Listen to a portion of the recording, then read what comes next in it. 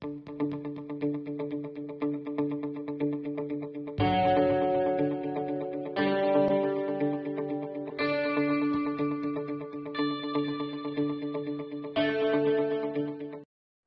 children, in the last class you already learned what are games and uses of games. Have you heard about Olympics game? It is conducted once in 4 years. Here various athletic events would be conducted. Athletics from various countries participate in events conducted like running, swimming. This is how an international event would be held. Similarly, athletics or players from different states participate in national level games and win medals. ಹಾಗಾದರೆ ಮಕ್ಕಳೇ, ನೀವು Olympic ಆಟಗಳ ಬಗ್ಗೆ ಕೇಳಿದ್ದೀರಾ? ಈ Olympic ಆಟಗಳನ್ನು 4 ವರ್ಷಗಳಿಗೊಮ್ಮೆ ನಡೆಸಲಾಗುತ್ತದೆ. ಅದರಲ್ಲಿ ಅಥ್ಲೆಟಿಕ್ಸ್ ಸ್ಪರ್ಧೆಗಳನ್ನು ಸಹ ವಿವಿಧ ದೇಶಗಳ ನಡುವೆ ಏರ್ಪಡಿಸಲಾಗುತ್ತದೆ. ಈ ಅಥ್ಲೆಟಿಕ್ಸ್ ಸ್ಪರ್ಧೆಯಲ್ಲಿ ಭಾಗವಹಿಸುತ್ತಾರೆ. ಯಾವ್ಯಾವುದು ಅಂತಂದರೆ ರನ್ನಿಂಗ್, ಸ್ವಿಮ್ಮಿಂಗ್, ಇದು ಅಂತಾರಾಷ್ಟ್ರೀಯ ಮಟ್ಟದಲ್ಲಿ ನಡೆಯುವಂತಹ ಸ್ಪರ್ಧೆಗಳಾಗಿರುತ್ತದೆ. ಅದೇ ರೀತಿ ಅಥ್ಲೆಟಿಕ್ಸ್ ಅಥವಾ ವಿವಿಧ ರಾಜ್ಯಗಳ ಆಟಗಾರರು ಸಹ ರಾಷ್ಟ್ರ ಮಟ್ಟದ ಪಂದ್ಯಗಳಲ್ಲಿ ಭಾಗವಹಿಸುತ್ತಾರೆ. ಪದಕಗಳನ್ನು ಸಹ ಗೆಲ್ಲುತ್ತಾರೆ. Let us list few national level games. Ranji Trophy for cricket, Santosh Trophy for football, Ramanujam Trophy for table tennis. Let us list few international level games. FIFA World Cup for football, Wimbledon for tennis, French Open for cricket. Let us identify the names of the sports given in the picture and write them. The first picture is mountaineering, andre parvatarohana. In second picture, skydiving, andre akasha negeta. In third picture is river rafting. In fourth picture, mount cycling. In the last picture we see rock climbing. Games which provide excitement and a special experience with special physical competence are called adventure games. These games offer challenge to reach the goal in not a so common situations. These games need a lot of preparation, speed, skill, training and physical exercising to meet the new challenge it has to offer.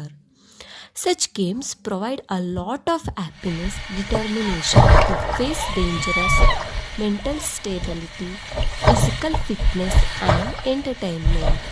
But they are definitely dangerous games. Hence, the cautions given below have to be followed. Should not participate in such games without proper training and guidance. Before participating in such games, all the necessary special equipment have to be procured and required skills have to be developed. Have to be behaved with a lot of patience and responsibility. Situations will have to be handled with competence. Must prepare well ahead and gain sufficient experience to face that threat, harm and dangers of such adventure games by practicing well to face the challenge. Should participate in the games with cooperation of the team. ಈ ಚಿತ್ರಗಳನ್ನು ನೋಡಿದಾಗ ಹಬ್ಬ ಅಂತ ಅನಿಸುತ್ತೆ ಅಲ್ವಾ? ಇಂತಹ ಕ್ರೀಡೆಗಳನ್ನು ಸಾಹಸ ಕ್ರೀಡೆಗಳು ಅಂತ ಕರೀತಾರೆ. ಅಂದರೆ ರೋಮಾಂಚನ ಅಥವಾ ವಿಶೇಷ ಅನುಭವವನ್ನು ನೀಡುವಂತಹ ಸಾಮರ್ಥ್ಯವನ್ನು ಆಧರಿಸಿದಂಥ ಕ್ರೀಡೆಗಳನ್ನು ನಾವು ಸಾಹಸ ಕ್ರೀಡೆಗಳು ಅಂತಂದರೆ, ಈ ಸನ್ನಿವೇಶ ಅಂದರೆ ಗುರಿ ಮುಟ್ಟುವಂತಹ ಸಾಹಸವನ್ನು ಇದು ಹೊಂದಿದೆ. ಇದಕ್ಕೆ ತಯಾರಿ, ವೇಗ, ಕುಶಲತೆ, ತರಬೇತಿ ಮತ್ತು ದೈಹಿಕ ಕಸರತ್ತನ್ನು ಹೊಂದಿರುತ್ತೆ. ಈ ಕ್ರೀಡಾಪಟುವಿಗೆ ಹೊಸ ಹೊಸ ಸವಾಲನ್ನು ಒಡ್ಡುತ್ತೆ. ಇಂತಹ ಕ್ರೀಡೆಗಳಿಂದ ಮನಸ್ಸಿಗೆ ಉಲ್ಲಾಸ, ಅಪಾಯ ಎದುರಿಸುವ ಛಲ, ಮಾನಸಿಕ ಸ್ಥೈರ್ಯ, ದೈಹಿಕ ಕಸರತ್ತು ಮತ್ತು ಮನೋರಂಜನೆ ದೊರಕುತ್ತದೆ. ಆದರೆ ಇವು ಅಪಾಯಕಾರಿ ಕ್ರೀಡೆಗಳು ಹೌದು. ಅಂದರೆ ಏನೇನು ಮುನ್ನೆಚ್ಚರಿಕಾ ಕ್ರಮಗಳನ್ನು ಅನುಸರಿಸಬೇಕು ಅಂತಂದರೆ, ಸರಿಯಾದ ತರಬೇತಿ ಮತ್ತು ಮಾರ್ಗದರ್ಶನವಿಲ್ಲದೆ ಈ ಕ್ರೀಡೆಗಳನ್ನು ಭಾಗವಹಿಸಬಾರದು. ಈ ಕ್ರೀಡೆಗಳಲ್ಲಿ ತೊಡಗಿಸಿಕೊಳ್ಳುವ ಮುನ್ನ ಅವುಗಳಿಗೆ ಬೇಕಾದಂತಹ ಏನೇನು ನಮಗೆ ಬೇಕಾದಂತಹ ಸಾಧನಗಳಾಗಿರ್ಬೋದು ಮತ್ತು ಅಲ್ಲಿ ಮುಂಜಾಗ್ರತಾ ಕ್ರಮಗಳನ್ನು ನಾವು ಕೈಗೊಳ್ಳಬೇಕು. ಬಹಳ ತಾಳ್ಮೆಯಿಂದ ಮತ್ತು ಜವಾಬ್ದಾರಿಯಿಂದ ವರ್ತಿಸಬೇಕು. ಈ ಸಂದರ್ಭದಲ್ಲಿ ಈ ಸಮರ್ಪಕವಾದಂಥ ರೀತಿಯಿಂದಲೂ ನಿರ್ವಹಿಸಬೇಕು.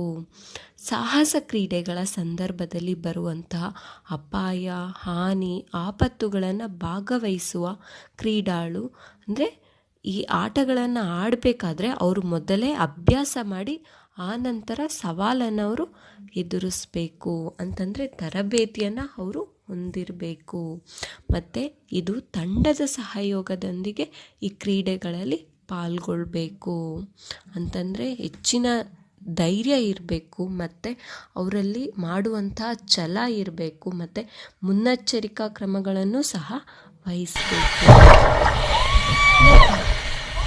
Let us identify the names of the native adventure games given in the picture and write them. The first picture is lifting stone. ಕಲ್ಲು ಎತ್ತುವುದು. ಈ ಆಟವನ್ನು ಹೆಚ್ಚು ಹಳ್ಳಿಯ ಕಡೆ ನಾವು ನೋಡ್ಬೋದು. The second picture is sky diving. The third picture is tug of war ಅಂದರೆ ಹಗ್ಗ ಎಳೆತ. The fourth picture is wrestling. Wrestling is a sport game which had gained prominence right from the time of the Maharaja of Mysore even to this day. It has remained a part of Dasara games. Next picture is Mallakamba. Next picture is boat racing. This is a traditional boat race in Kerala, where a large number of people participate in this race.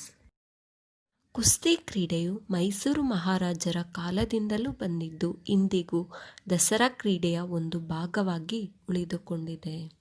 ಈ ಗ್ರಾಮೀಣ ಕ್ರೀಡೆಗಳು ನಮ್ಮ ಸಂಸ್ಕೃತಿಯ ಪ್ರತಿಬಿಂಬವಾಗಿದೆ. ಆದರೆ ಇತ್ತೀಚಿನ ದಿನಗಳಲ್ಲಿ TV, ಅಂತರ್ಜಾಲದ ಪ್ರಭಾವದಿಂದ ಈ ಕ್ರೀಡೆಗಳು ಕಣ್ಮರೆಯಾಗುತ್ತಿದೆ.